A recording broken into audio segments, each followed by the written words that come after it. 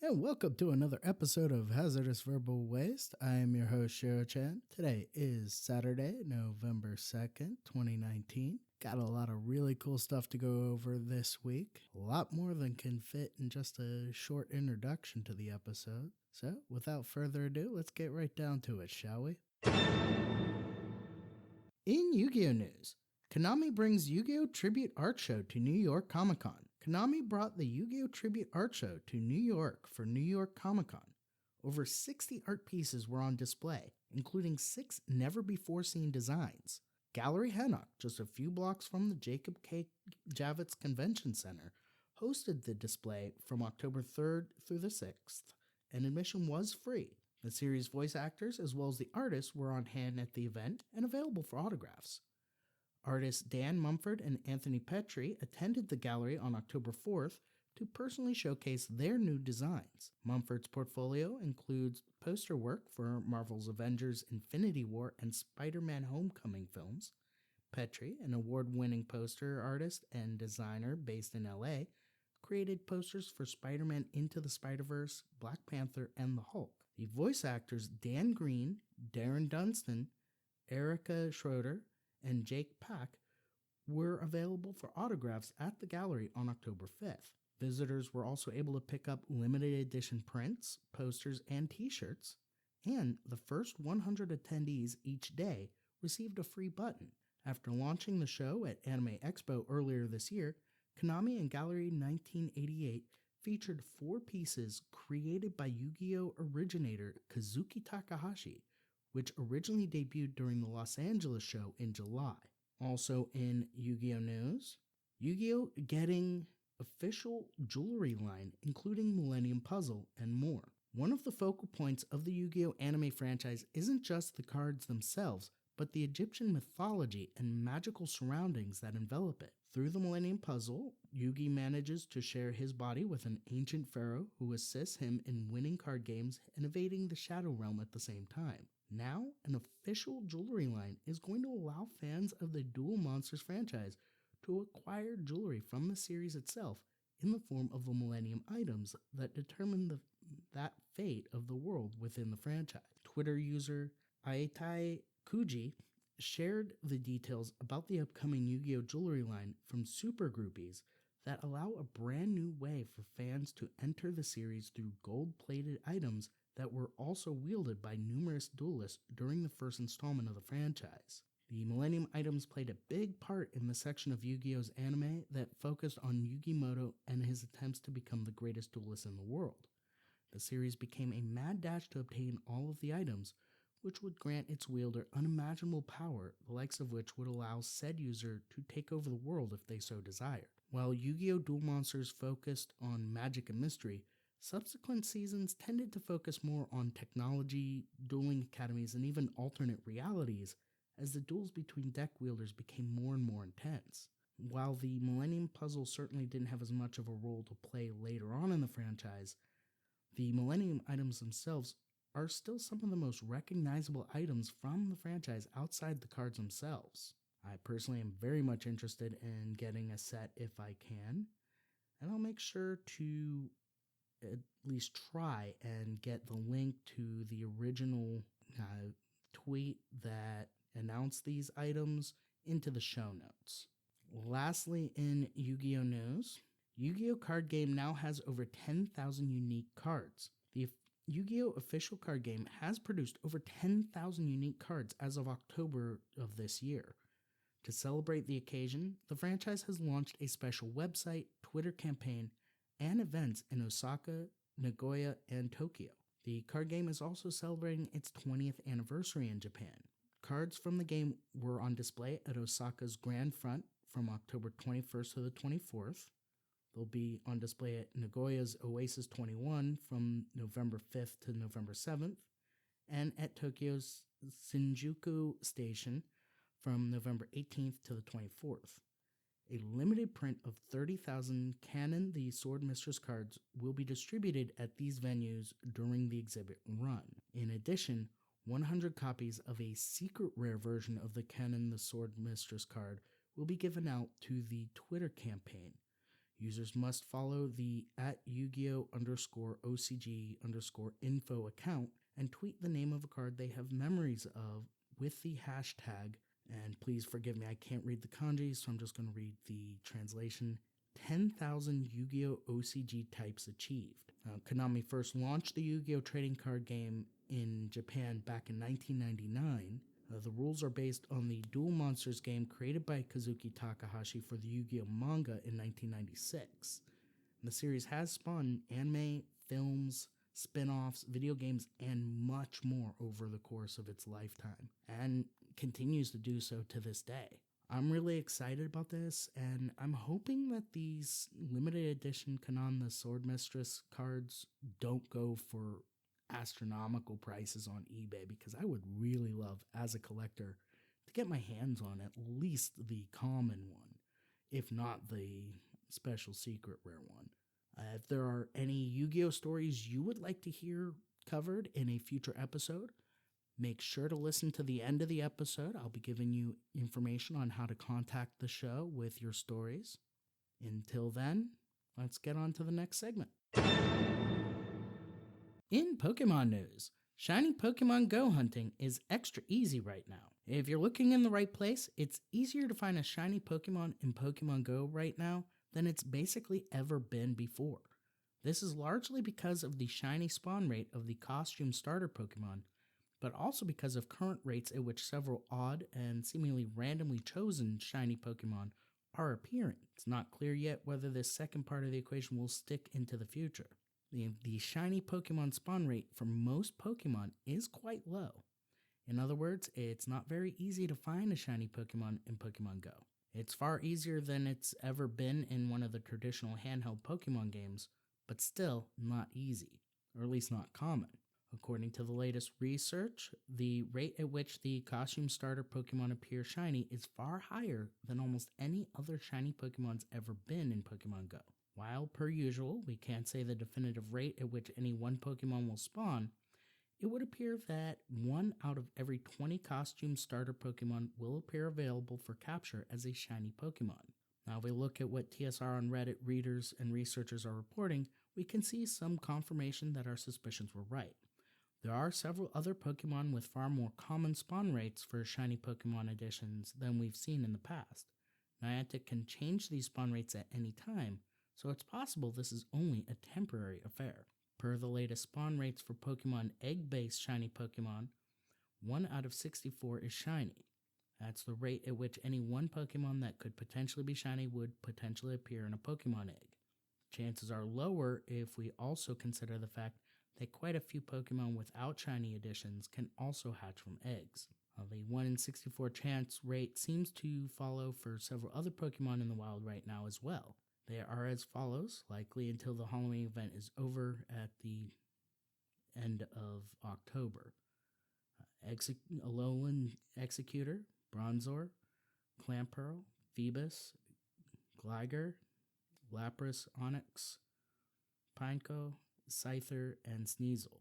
Of course, it does look that while the shiny spawn rate for the starter Pokemon, Charmander, Bulbasaur, and Squirtle, is boosted, shiny Pikachu is still extremely rare.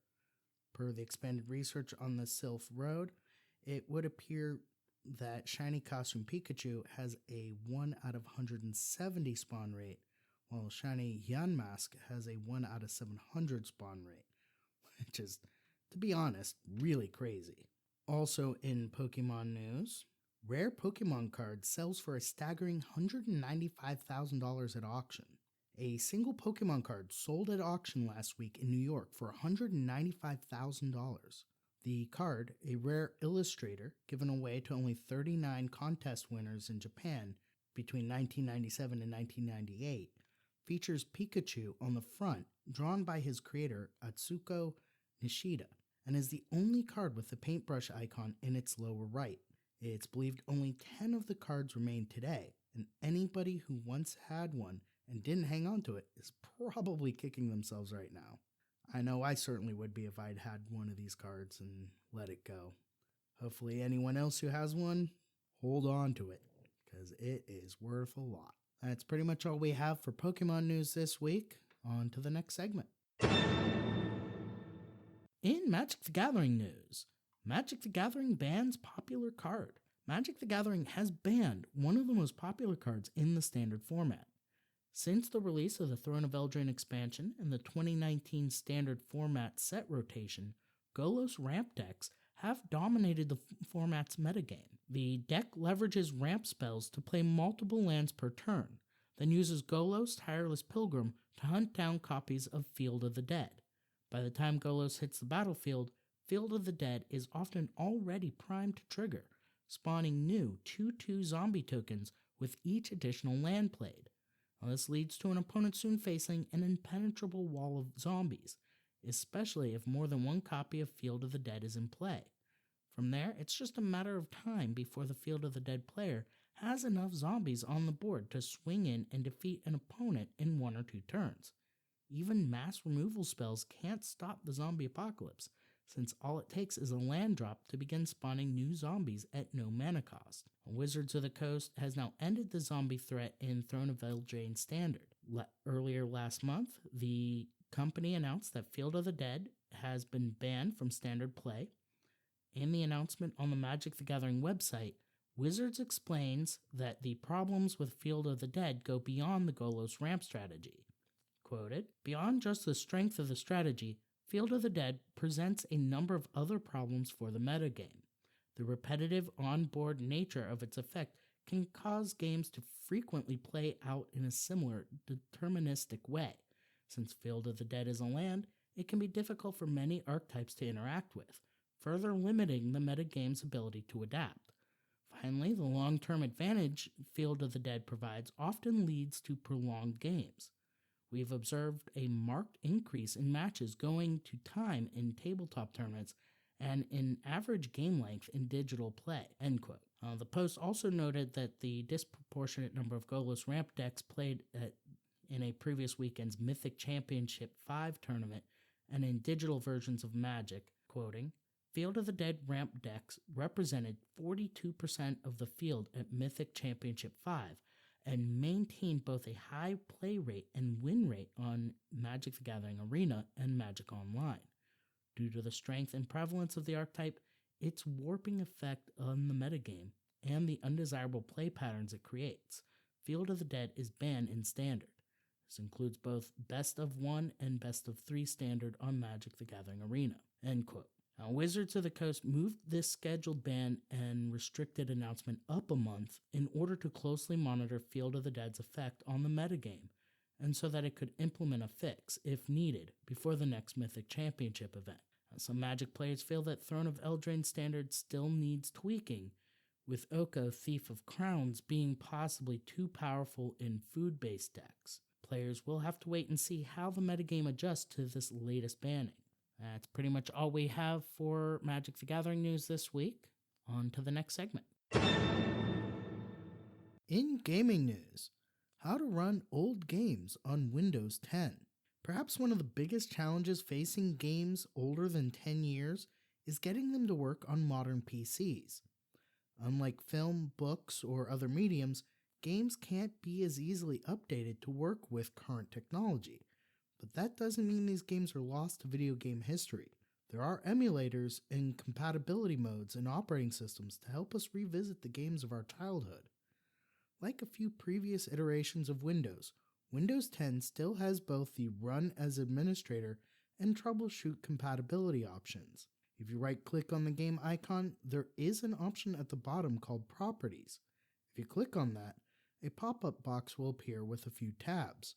Navigate to the Compatibility tab and check the Compatibility Mode box to ungray the drop-down menu beneath and choose what previous version of Windows you want to run your game in. Windows should automatically detect how old your game is. So if you're trying to install something like 3D Ultra Mini Golf from 1997, it will let you choose a compatibility mode as far back as Windows 95. However, this isn't always a foolproof method.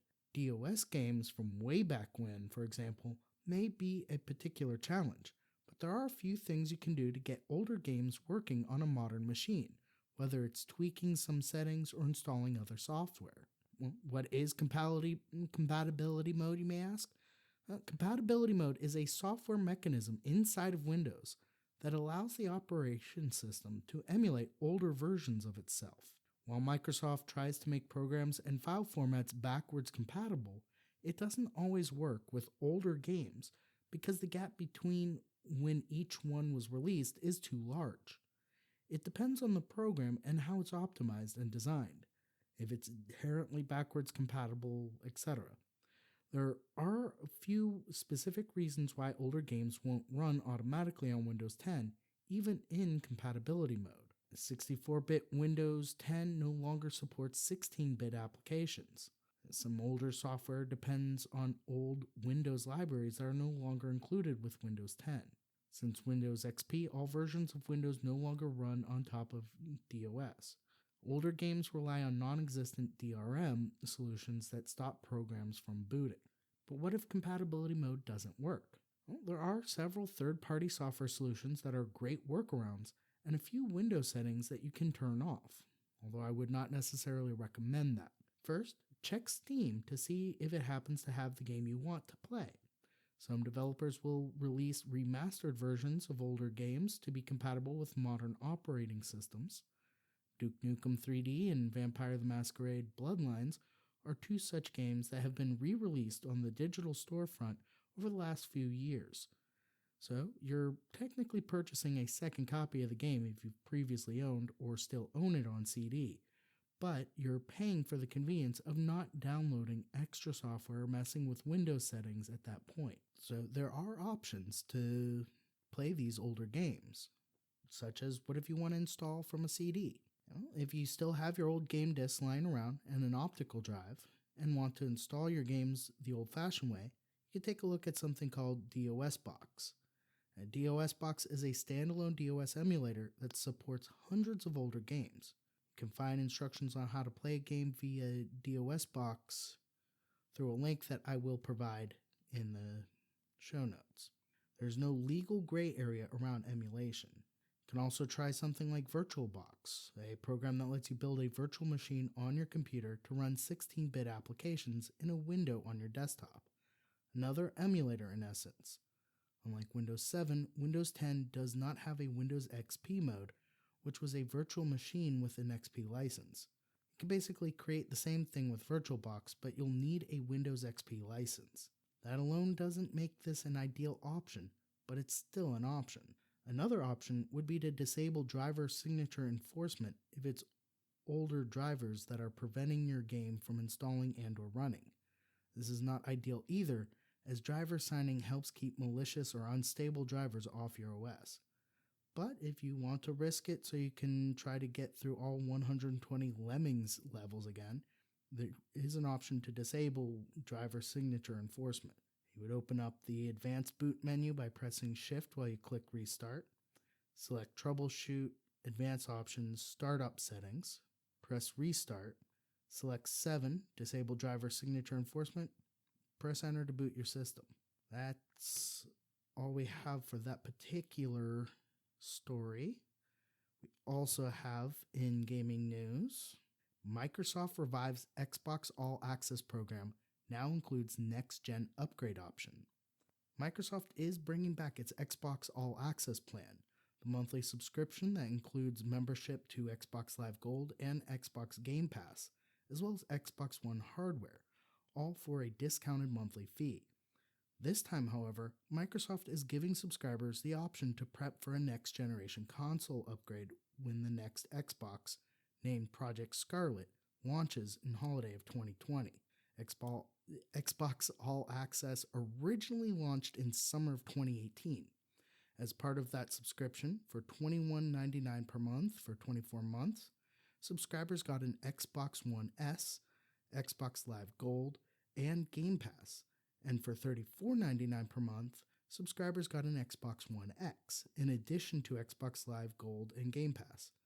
Now, there was no upfront cost, and at the end of the 24-month subscription period, subscribers kept the Xbox One hardware they paid for. The revised Xbox All Access plan will be available on October 29th in Australia at retailer Telstra, November 5th in the UK at Game and Smith's Toys, and November 18th in the US from Amazon.com. The current iteration of Xbox All Access, which starts at $19.99 in the US, will include the following: an Xbox One console, either Xbox One X, One S, or Xbox One S All Digital Edition bundles in the US and UK, Xbox One X Forza Horizon 4 bundle, or Xbox One S Forza Horizon 4 bundle in Australia. You also get Xbox Game Pass Ultimate. It's a 24-month subscription membership to Xbox Live Gold and Xbox Game Pass on Xbox One and PC. You also get the option to upgrade to Project Scarlet, available in holiday 2020. Here's how Microsoft describes the Project Scarlet upgrade path in a post on Xbox Wire. Players in the US and UK who purchase an Xbox One console with Xbox All Access have the option to upgrade to Project Scarlet once it's available holiday 2020, and they've made 18 payments. Players in Australia can buy out their hardware at any time and upgrade to Project Scarlet once it's available.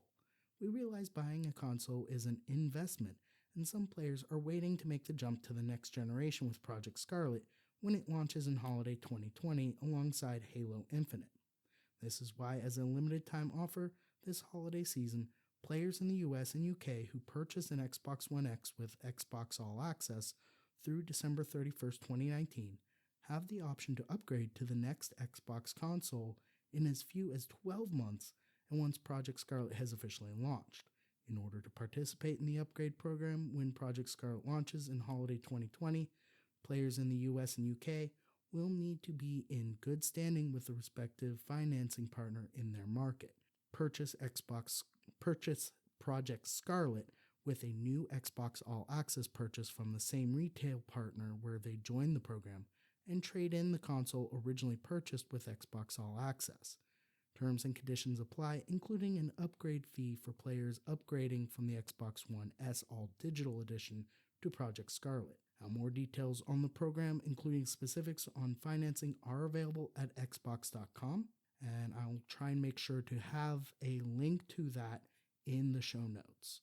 That's all we have for gaming news this week. On to the next segment.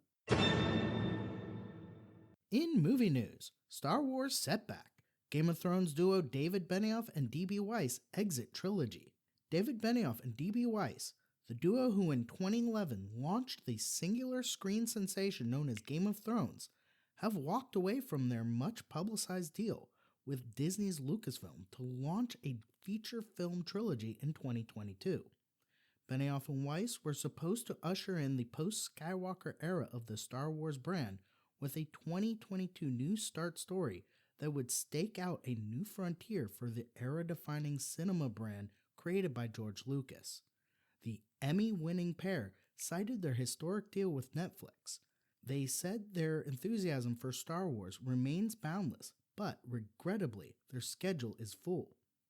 Quoted, "We love Star Wars," the pair said in a statement to Deadline.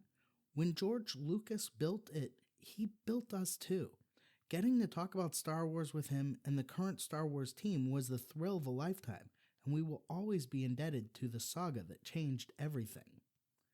That 2022 release date made the Benioff-Weiss startup the next-in-line Star Wars installment following this December's The Rise of Skywalker, the final chapter of the Skywalker family chronicles that have been captivating moviegoers since 1977. Lucasfilm president Kathleen Kennedy has plenty of other Star Wars projects in the hopper. The Rise of Skywalker on December 20th, The Mandalorian in 15 days on Disney+, and the ramping up of the Ewan McGregor series, just to name three. So it's unclear how much of a setback the now nixed trilogy presents. There's also no shortage of upcoming collaborators lined up, among them Rian Johnson and Kevin Feige. Kennedy didn't close any doors in her send-off statement on Monday.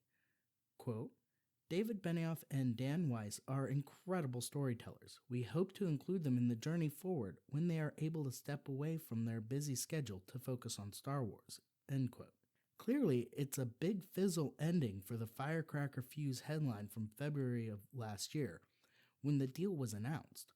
but the duo's deal arguably lost some luster during the much-maligned final season of Game of Thrones earlier this year, as many fans questioned whether the Game of Thrones creators had the storytelling chops to handle a Jedi. In the end, however, it appears the tandem's deficiency was in time, not talent. In August, Deadline broke the news that the Game of Thrones duo had signed a 9-figure deal with Netflix, and on Monday, that commitment was the one that brought about the end of the great Westeros experiment by Disney and Lucasfilm. Quote, "There are only so many hours in the day, and we felt we could not do justice to both Star Wars and our Netflix projects," the Game of Thrones pair said in a statement to Deadline, "so we are regrettably stepping away." So we'll have to see how this pans out, whether or not we see another sequel trilogy, or if the Star Wars universe, the Star Wars cinematic universe at least, ends with Rise of Skywalker. That's all we have for movie news this week, and pretty much all we have for this episode. So without further ado, on to the final thoughts. Before we get to the final thoughts, a quick word from some other shows you might find entertaining. Hey, I'm Chen. And I'm James. We're from A Bloody Mess Podcast, the badly researched true crime podcast. We straddle the boundaries between documentary and comedy, and our aim is to leave you laughing and thinking, wow, I didn't know that. So once you're done with this podcast, add us to your download lists and give us a go. Have a nice day. Bye. There's been a murder of podcast. Hello! Do you listen to podcasts? Did you seriously just give me that look? I knew you listened to podcasts, but do you listen to the Bare Naked Ladies? Wait, don't hit fast forward. Yes, there's a band out there called Bare Naked Ladies. They are quirky, fun, comedic, and excellent musicians. If you love alternative 90s music with a little jazz, rap, and country mixed in at different times, then you've got to try this band out. And we will lead you through a journey of getting to love this band. We have 3 or 4 people with different levels of bare naked experience. We have Aaron, who's our music expert that breaks down each song. We will try to be informative, but also, we're all friends, so we like to have as much fun as possible. If you are a moderate fan of BNL, then you'll find new experiences and information. If you're a BNL fanatic like me, then I bet you too will find a song that is a deep dive that you never knew of. We sometimes have guests after the first letter. Oh, did I not mention that? We are Bare Naked ABCs, and the ABCs represents that we discuss the songs alphabetically. So come try us out on all platforms where podcasts are downloaded. Bare Naked ABCs. And no, we are not nude during the recordings. Bare Naked. Bare Naked. Bare Naked. ABCs.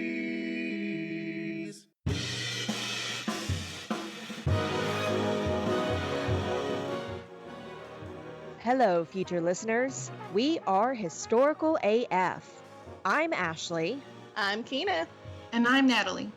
We are 2 librarians and a historian bringing the funny, weird, spooky, and morbid historical nuggets you never knew you needed in your ear holes every Sunday.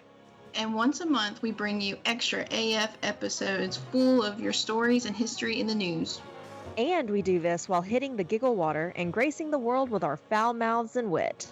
So if you love to laugh and you like history, true crime, and the paranormal, then we are the podcast for you, and your girls can't wait for you to join us.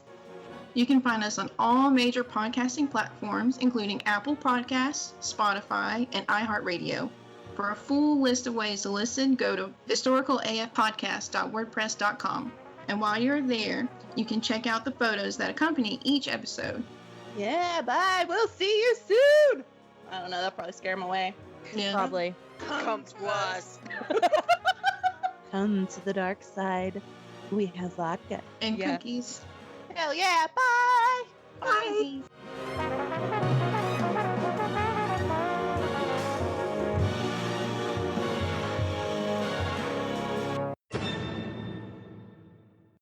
Well, here we are at the end of yet another episode of Hazardous Verbal Waste.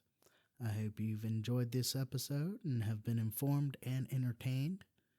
If there is a story that you would like to see covered in a future episode of Hazardous Verbal Waste, there are several ways that you can contact me.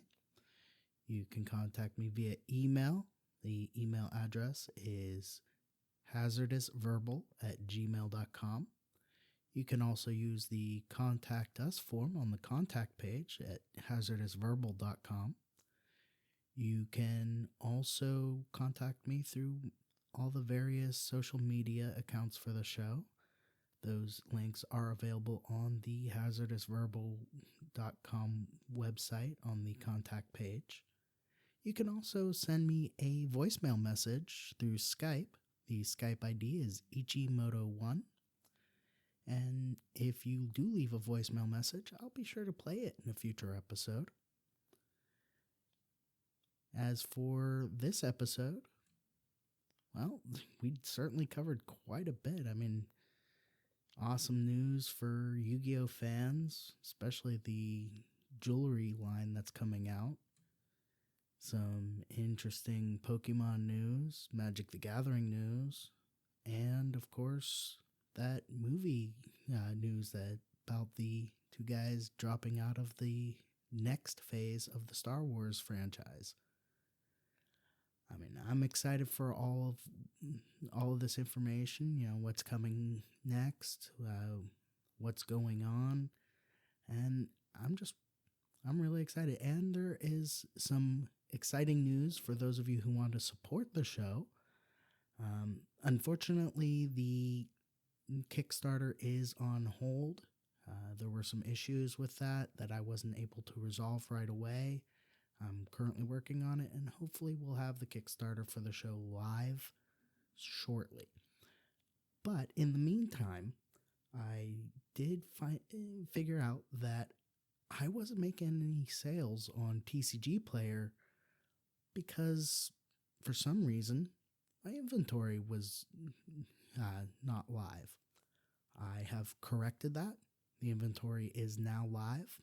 I have made one sale so far today. And if you would like to support the show, you can go ahead and go to tcgplayer.com and look for Shiro-chan Games and place an order for one of the cards that I have up. Currently, it's only Yu-Gi-Oh, but I am hoping in the near future to be able to afford to buy some product for other games and have those put up as well. Well, that's pretty much all I have for this week. Until next time, this is Shiro-chan signing off. Peace.